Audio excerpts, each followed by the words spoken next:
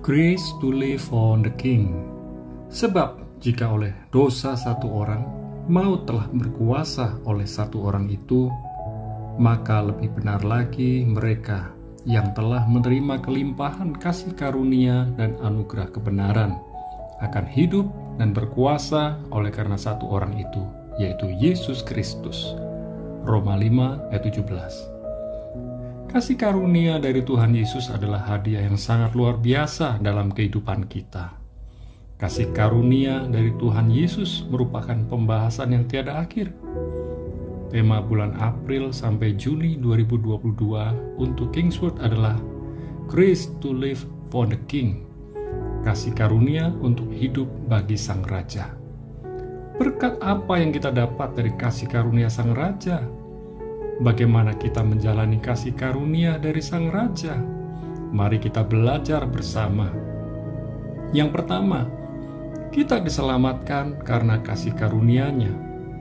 Kehidupan kita diselamatkan bukan karena usaha kita sendiri, namun oleh kasih karunia Sang Raja, yaitu Yesus Kristus.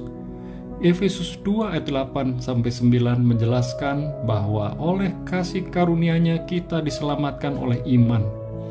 Tanpa kasih karunia-Nya kita tak akan memperoleh keselamatan. Kita harus memiliki iman di dalam Yesus Kristus yang sanggup menyelamatkan kita. Sadarilah bahwa keselamatan yang diberikan oleh Yesus Kristus adalah bukan hasil usaha kita. Jadi tak ada yang bisa disombongkan. Yang kedua, kita dibenarkan oleh kasih karunia-Nya. Hari ini kita memiliki status sebagai orang benar bukan karena hasil usaha kita. Dalam Roma 3 ayat 24 kita tahu bahwa oleh kasih karunia-Nya kita telah ditebus dan dibenarkan.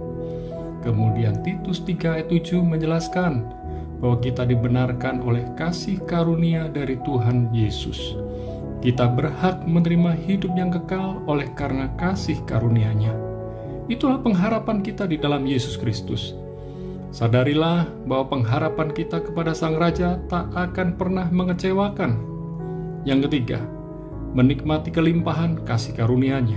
Banyak orang mengejar kelimpahan, namun dalam 1 Timotius 1 ayat 14 kita mendapati bahwa kasih karunia Yesus Kristus telah dianugerahkan secara berlimpah-limpah kepada kita yang hidup dengan iman dan kasih dalam Yesus Kristus. Sang Raja mau kita tidak mengejar kelimpahan duniawi, namun kita percaya bahwa kelimpahan dari Sang Raja telah dinyatakan dalam kehidupan kita sesuai dengan kapasitas iman kita masing-masing.